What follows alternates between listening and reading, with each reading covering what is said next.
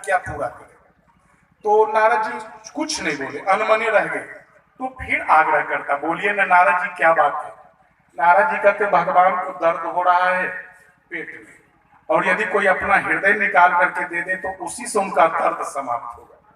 तो वो भीड़ कहता बस इसी के लिए आप मुंह लटकाए हुए हो, इसी के लिए आप चिंतित है।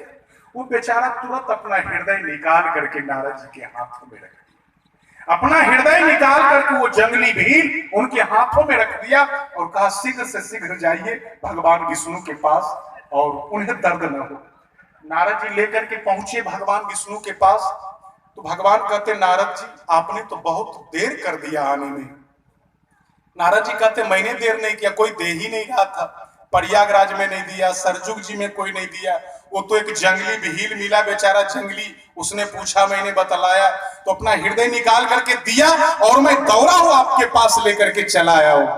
तो भगवान विष्णु मुस्कुरा करके कहते हैं क्या वो हृदय तुम्हारे पास नहीं था नारद जी? क्या वो हृदय तुम्हारे पास नहीं था? तुम संगम में क्यों टहल रहे थे, सरजुग जी में क्यों घूम रहे थे? तुम्हारे पास भी तो हृदय था ना, तूने अपना हृदय मुझे क्यों नहीं दिया?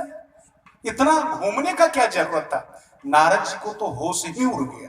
तो भगवान ने वो जो सूची तैयार किया था नारद जी के हाथों में रख दिया और नारद जी ने देखा कि भक्तों की सूची में पहला नाम उसी भील का था जिसने भगवान के लिए अपना हृदय निकाल करके दे दिया। इसीलिए संतों ने कहा है नाही बसामी बैकुंठ जोगिना हृदय चो, मैं बैकुंठ में नहीं, मैं जोगियों के हृदय में बसा करता हूं। तो सज्जनों भगवान के लिए अपना दिल लगाओ, भगवान में लगाओ, भगवान के लिए समर्पित करो। ये हृदय उन्हीं के लिए, ये दिल उनके लिए होना चाहिए। कहीं बैकुंठ, कहीं स्वर्ग, कहीं विष्णु लोक नहीं, वो लोक आपके हृदय में बना हुआ है। कुछ साधन संपन्न लोग माँ बाप की सेवा में आजकल रस नहीं लेते, उनके लिए एक नौकर रख लेते। कुछ लोग ठाकुर की सेवा में भी रस नहीं लेते, उनके लिए भी एक नौकर रख लेते, है ना। लेकिन सज्जनों ठाकुर की सेवा और माँ बाप की सेवा हमें अपने हाथों से करनी, इनमें नौकर का प्रयोग नहीं चल सकता है। मैं देखता हूं कि गांव घर में लोग मंदिर बनवाते हैं, उसमें अपने आराध्य की प्रतिमा स्थापित करते हैं और उनकी सेवा के लिए एक पुजारी रख लेते हैं, यानी एक नौकर रख लेते हैं। माँ बाप की सेवा में और ठाकुर की सेवा में कभी नौकर का उपयोग नहीं होना चाहिए। इनकी सेवा हमें अपने हाथों से करनी होगी।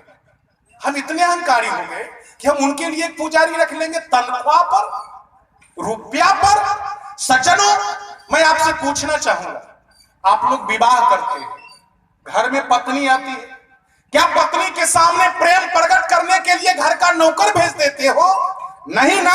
अरे जब तुम्हारे पत्नी के सामने तुम्हारे घर का नौकर नहीं चल सकता तो ईश्वर की सेवा में नौकर कैसे चल सकता है? इसलिए माँ बाप की सेवा और ठाकुर की सेवा में कभी नौकर का प्रयोग नहीं होना चाहिए, इनकी सेवा अपने हाथों से करनी। सज्जनों लेकिन हम सब लोग जानते हैं आज माँ बाप के मामले में कितना बड़ा समस्या खड़ा हुआ है समाज में। सज्जनों जब तक बेटा जवान होता है, जब तक उसका विवाह नहीं हो जाता, तब तक माँ बाप रहते हैं और बेटा रहता है। जो ही उसका विवाह होता है तो ही चक्रव्यूह शुरू हो जाता है। सबसे पहला काम क्या होता है विवाह हो जाने के बाद? किसी भी तरह से बंट जाना है, बंटवारा कर लेना है। यदि दो भाई है तो भाई का बंटवारा होगा, और यदि भाई नहीं भी है तो कम से कम माँ बाप को बांट करके अलग कर दिया जाए। शहरों में बंटवारा नहीं होता है, शहरों का नियम दूसरा है। शहरों में वृद्ध आश्रम खुल गया है, तो बेटा क्या करता है, माँ बाप को सबसे पहले वहीं भेज देता है, वृद्ध आश्रम का व्यवस्था है। और गांव घर में बांट करके अलग कर दिया जाता है, 6 महीना इधर और 6 महीना इधर। यदि 2 है तो माँ बाप का इस तरह से बंटवारा किया जाता है। आदमी जब विवाह करता है तो अपने पत्नी को अग्नि के सामने साक्षी रख करके क्या कहता है कि मैं 7 जन्म साथ निभाऊंगा, वही 7 फेरे का मतलब हुआ। लेकिन जब उसी आदमी का बेटा जब जवान होता है ना, तो 7 जन्म तो छोड़ दीजिए, इसी जन्म में माँ बाप को बांट करके अलग कर देता है। कभी माँ उधर कभी बाप उधर। यानी बेटा अपने माँ बाप की योनि को मनुष्य योनि न बना करके बंदर की योनि बना करके छोड़ सकता। सज्जनों, जब किसी युवक को आप देखिए, जब उसका विवाह होता है, उसे एक लड़का होता है 1-2 साल में, तो अपने बेटे को गोद में लेकर के खिलाता है, गांव में टहलता है, घूमता है, और उसे बिस्कुट देता है, चॉकलेट देता है। कभी वो ये नहीं सोचता है कि उसके माँ बाप ने भी उसके साथ कभी ऐसा ही दुलार किया होगा, इतना ही प्रेम उसके साथ किया होगा, अपने गोद में उसे उठाया होगा।